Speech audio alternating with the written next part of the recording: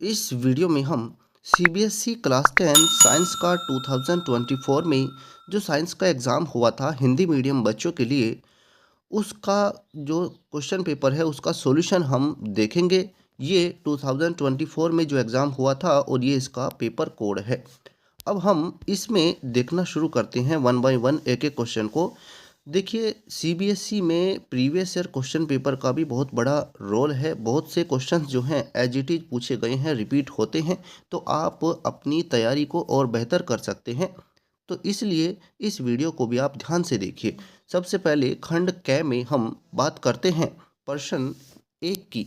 सबसे पहला प्रश्न है हमारा, जब किसी प्रणाली में दानेदार जिंक के कुछ टुकड़ों में 2 ml सोडियम हाइड्रोक्साइड विलयन मिलाकर उसे गर्म किया जाता है, तो होने वाली रासायनिक अभिक्रिया को संतुलित रासायनिक समीकरण के रूप में इस प्रकार लिखा जा सकता है। देखिए, जिंक की और सोडियम हाइड्रोक्साइड की जब आपस में रिएक्शन होती है तो सोडियम जिंकेट बनता है और हाइड्रोजन गैस निकलती है। तो आप सभी ऑप्शंस को ध्यान से देखिए, सोडियम हाइड्रोक्साइड की जिंक से रिएक्शन और सोडियम जिंकेट और हाइड्रोजन गैस निकलती है। ऑप्शन बी इसमें सही है। बात करते हैं अपने दूसरे प्रश्न की।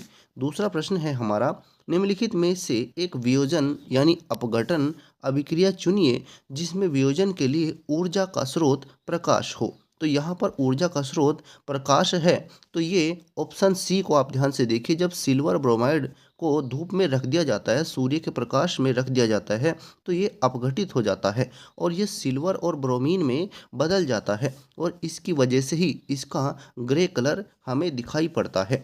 तो यहाँ ऑप्शन सी है। और ये सिल्वर ब्रोमाइड की इसी तरह की एक और रिएक्शन है जो सिल्वर क्लोराइड से होती है और ये अभिक्रिया को ब्लैक एंड वाइट फोटोग्राफी में भी यूज़ किया जाता है। तो ऑप्शन सी सही है। बात करते हैं हम इसमें तीसरे प्रश्न की। तो आप सभी क्वेश्चंस को ध्यान से देखिएगा। तीसरा प्रश्न है, कक्ष ताप पर द्रव अवस्था में पाई जाने वाली एक धातु और एक अधातु क्रमशः है। तो देखिए, धातु तो होती है मरकरी और ब्रोमीन जो है वो अधातु है, तो ये कक्ष ताप पर द्रव अवस्था में पाई जाती हैं। ऑप्शन सी सही है। चौथा प्रश्न देखिए, कार्बन के यौगिक या फिर यौगिकों, अब इनमें से आपको इनके बारे में सही कथन क्या क्या हैं उनको चुनना है। देखिए, पहला कथन है इसमें विद्युत के सुचालक होते हैं, दूसरा है विद्युत के कुचालक होते हैं, आगे के अणुओं के बीच प्रबल आकर्षण बल होता है और एक और कथन है कि अणुओं के बीच दुर्बल आकर्षण बल होता है। तो आप जब इन ऑप्शंस को, इन विकल्पों को ध्यान से देखते हैं तो यहाँ पर आपको दो विकल्प बिल्कुल सही दिखाई पड़ रहे हैं, दूसरा और चौथा। ये विद्युत के कुचालक होते हैं और इनके अणुओं के बीच दुर्बल आकर्षण बल होता है।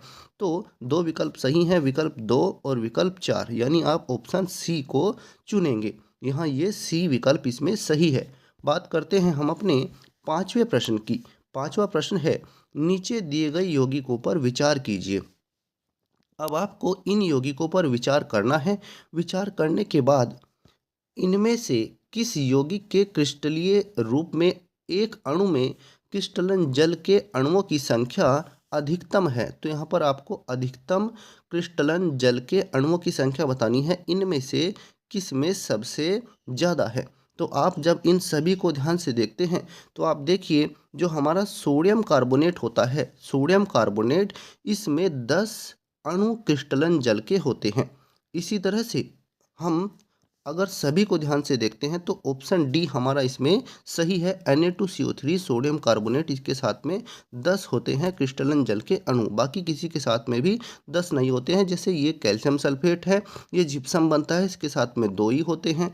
कॉपर सल्फेट के साथ में 5 होते हैं और ये FeSO4 है, इसके साथ में 7 क्रिस्टलन जल के अणु होते हैं। तो यहाँ ऑप्शन डी सही है। बात करते हैं इसमें छठे प्रश्न की, एल्यूमिनियम और जिंक के ऑक्साइड। देखिए, एल्यूमिनियम और जिंक के जो ऑक्साइड है ये उभयधर्मी कहलाते हैं। तो ये ऑप्शन इसमें सी है, उभयधर्मी ऑक्साइड होते हैं। ये अम्लीय गुण भी दिखाते हैं और क्षारीय गुण भी दिखाते हैं। बात करते हैं सातवें प्रश्न की। MnO2 की जो है हाइड्रोक्लोरिक एसिड से रिएक्शन दिखाई गई है। इसमें MnCl2 plus H2O plus Cl2 ये इसके प्रोडक्ट हैं। तो आपको यहाँ पर बताना है कि ये उपरोक्त अभिक्रिया रेडॉक्स अभिक्रिया है, क्योंकि इसमें, अब इसमें आपको ये बताना है किसका तो जो है अपचयन हो रहा है और किसका उपचयन हो रहा है, इसके हिसाब से ही आप ये बता पाएंगे कि ये रेडॉक्स अभिक्रिया क्यों है। तो आप जब इन सभी ऑप्शंस को ध्यान से देखते हैं, देखिए MnO2 जो है इसमें ऑक्सीजन हट गई है, इसके साथ में क्लोरीन जुड़ा है, MnCl2 बन गया है। तो आप ये कह सकते हैं कि MnO2 तो जो है अपचयित हो रहा है, MnO2 अपचयित हो रहा है, मैंगनीज डाइऑक्साइड अपचयित हुआ है। और इसी तरह से आगे देखिए जो HCl है, HCl जो उपचयित हो रहा है। तो यहाँ पर इसका सही उत्तर है डी है, जो इसमें सातवें प्रश्न का सही विकल्प इसमें डी है, क्योंकि यहाँ पर मैग्नीज डाइऑक्साइड जो है इसका तो जो ये अपचयित हो रहा है और जो हाइड्रोक्लोरिक एसिड है ये उपचयित हो रहा है। तो ऑप्शन डी सही है। बात करते हैं इसमें 8वें प्रश्न की। 8वां प्रश्न है हमारा, नीचे दिए गए कथनों पर विचार कीजिए। आपको यहाँ पर इन पर विचार करना है। किसी शिशु का लिंग इससे निर्धारित होता है कि उसे माता से क्या वंशानुगत हुआ है। ये तो बिल्कुल गलत है। किसी शिशु का लिंग इससे निर्धारित होता है कि उसे पिता से क्या वंशानुगत हुआ है। तो ये तो सही है। 8वें में अभी ये स्टेटमेंट सही है। आगे देखते हैं, नर शिशु होने की प्रायिकता मादा शिशु होने की प्रायिकता से अधिक होती है। ये गलत है बात। आगे, किसी शिशु का लिंग निर्धारण निषेचन के समय तब होता है जब नर युग्मक और मादा युग्मक के संलयन द्वारा युग्मनज बनता है।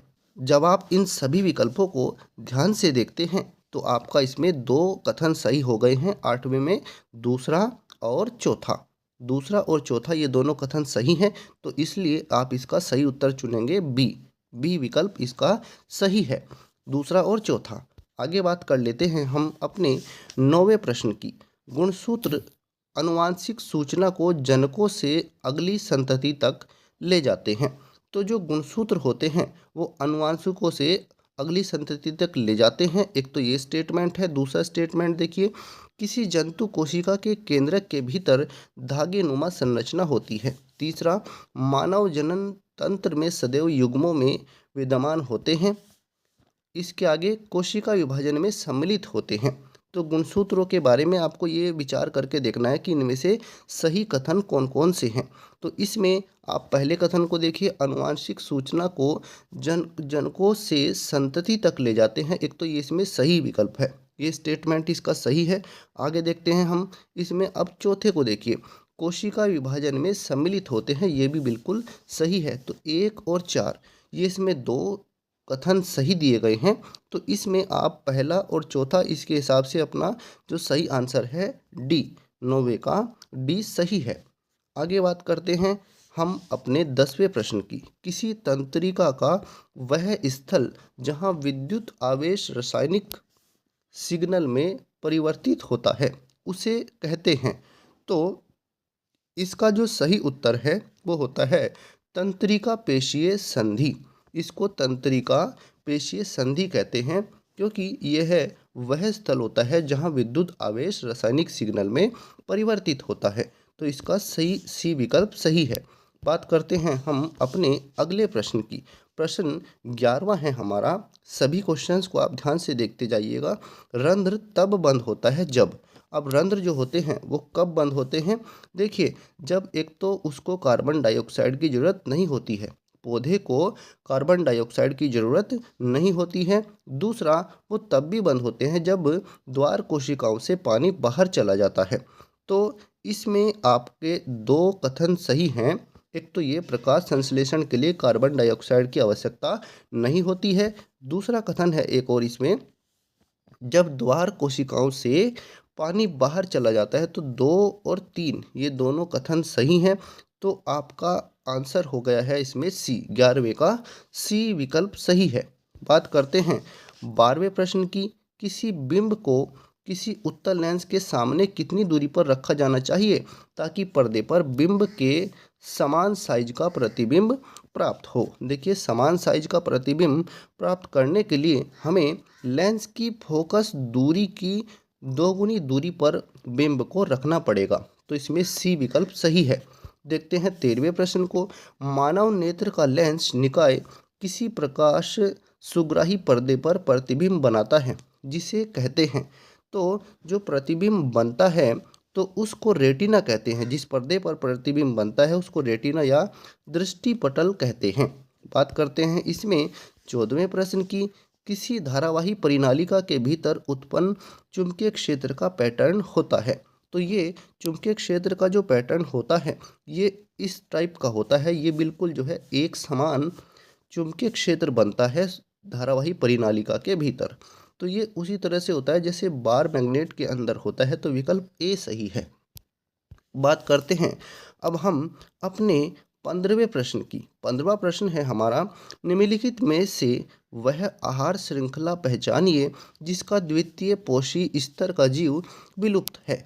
तो इसमें से द्वितीय पोषी स्तर का जीव किसमें विलुप्त है आपको ये बताना है। जब आप इन सभी आहार श्रृंखलाओं को ध्यान से देखते हैं तो आप यहाँ पर देखिए द्वितीय स्तर पर, यहाँ 15वें में सी विकल्प को देखिए। यहाँ बाघ है, घास है, सांप है, मेंढक है। इसमें घास खाने वाला नहीं है तो इसमें ही मिसिंग है। तो विकल्प सी सही है। बात करते हैं 16वें प्रश्न की। नीचे दिए गए किस जीव की अलैंगिक जनन की विधि बहुखंडन है। तो इसमें किसकी जो है अलैंगिक जनन की विधि बहुखंडन है तो ये आपको बताना है। तो प्लाज्मोडियम है। 16वें का डी सही है। इसमें तो प्लाज्मोडियम में जो है बहुखंडन विधि से अलैंगिक जनन होता है तो ये प्लाज्मोडियम है।